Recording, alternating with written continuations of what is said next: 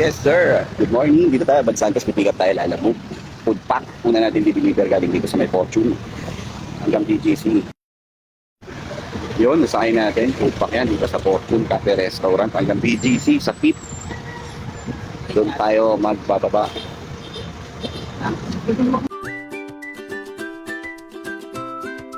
Yes, sir. Galayaan na tayo, kaibigan. Mabilis lang naman to. Buhing type natin 300 kg. Yan, naka-priority tayo. Puro to food pack. Papuntang St. Luke's. Ito pagkain kailangan mabilis to makarating, kaibigang oso. Kaya kailangan nating galingan. Huwag na tayo magdo-double booking. Kasi naka-priority naman, doon palang bayad na tayo, kaibigan. Huwag na nating dagdagan, baka maliit yung pagkain nila.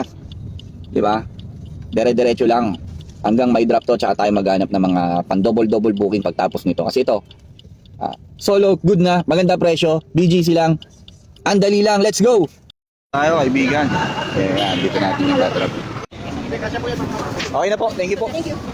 Sir, kada drop lang ng first booking natin, hanap na tayo ng pangalawa. Dito tayo ngayon, St. Luke's sa BGC. Yeah. Dito tayo, bigas. 8 pirasong 25 kilograms. Yan, pick up natin kaibigan oso. Bigas, 25 kilos. Ang kukunin natin dito, ilaw na malaki. Sabi ni Madam, ito yung pan-third booking natin, ka-double to nung papunta nating San Juan. Manila naman to. Pick upin na natin yung ka-double booking. Yan, Manila. Hinakarga na. Yes sir, sign na natin yung double booking natin. Di ba? Ayan siya. Bigas na 8 sacks na tagto 25 kilograms at tapos ilaw ng tahanan sakay natin. Yan, ilaw ng tahanan. Let's go, atin na natin to. Yung isa malapit lang Santa Mesa. Tapos yung isa naman San Juan. Pinagsabay ko lang kasi along the way naman. Yun, atin na natin to. Yun, so drop off tayo kay Ma'am Julie. Yan, drop off lang natin to mga ilaw. Yun, kaway ka man sa vlog, ma'am. Fastball. Yeah.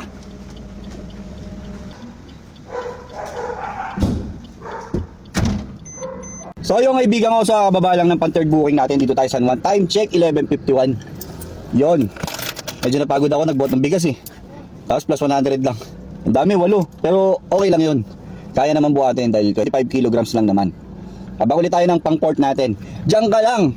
So yun, dito tayo sa Rizal pang-port booking natin. Ang nangyari.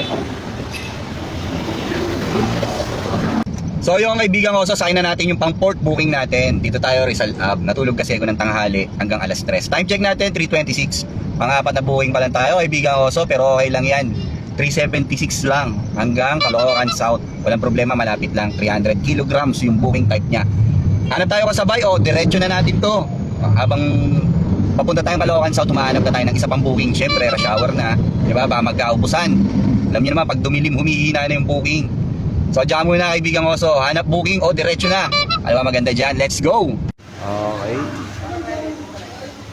Yes kaibigan ko, so time check natin 4:57. Na-drop na natin yung pang-4 natin booking.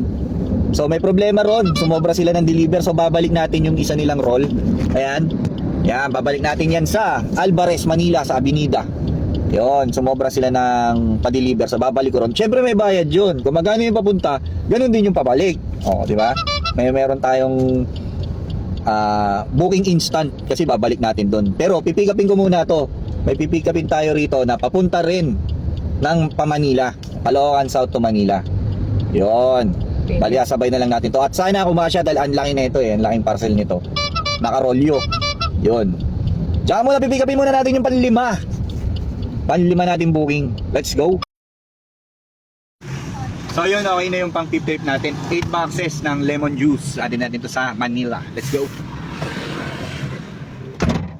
69 bayad yan nung ano. Ay, salamat. Salamat to. Oo, isa na lang.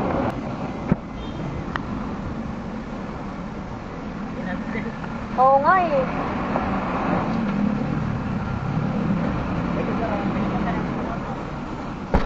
So yung kaibigan ko, so nandito na tayo sa may Pure Gold San Andres sa drop-off natin para sa PIP booking natin dito kay Lalamove. Time check natin 6:19. Wala na kami makitang booking.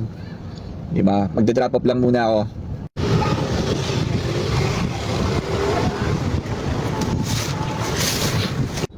So yung kaibigan ko sa time check natin 6:51 PM. Dito tayo sa top up, kakadrop lang natin nung panlima natin booking. So overall nakalima lang tayo.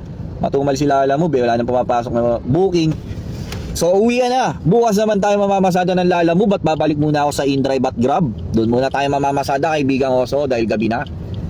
Kasi pagka ganitong gabi wala nang Lala Move, wala nagpapadeliver. So tao-tao naman hanggang alas 12 ng gabi. So paano kaibigan ko so? Bukas uli. Di ba? Bye-bye!